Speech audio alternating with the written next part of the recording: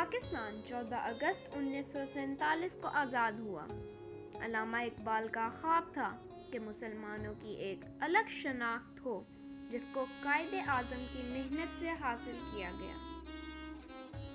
پاکستان کے پہلے governor general Quaid Azam تھے۔ اس کے پہلے وزیر اعظم لیاقت علی خان تھے۔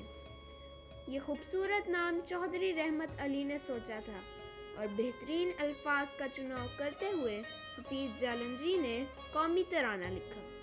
آزادی کے بعد ریڈیو پر گونجنے والا پہلا اور تاریخی اعلان مصطفیٰ علی ہمدانی نے کیا۔ یہ اعلان سننا ہی تھا کہ لوگوں نے اپنے گھر چھوڑے اور پاکستان آ گئے۔ پاکستان کے لیے مسلمانوں نے بہت قربانیاں دی۔ سکھ اور ہندوؤں نے بہت مسلمانوں کو قتل کیا اور ان کا سارا سامان چھین لیا۔ مسلمان بہت بری حالت میں پاکستان آئے۔ آپ آزاد ہیں، آزاد رہیں۔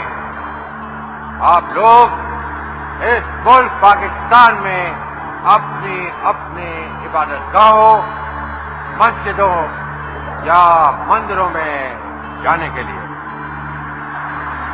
آپ کا مذہب کیا ہے، ذات کیا ہے، قوم کیا ہے، اس کا حکومت کے معاملات سے کوئی تعلق نہیں۔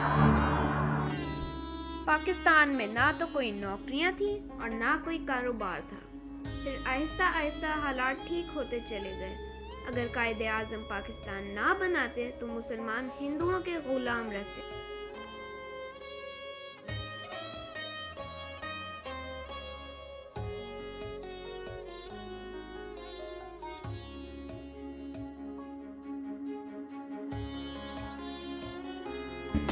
I pray to God that this critical moment He may guide us and enable us to discharge our responsibility in a wise and statesmanlike manner.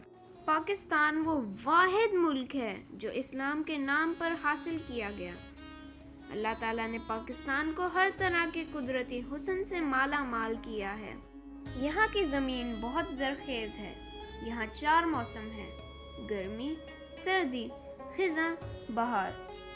بہترین نظارے ہیں میرے پاکستان میں۔ اللہ پاکستان کو ہمیشہ قائم و دائم رکھے، آمین۔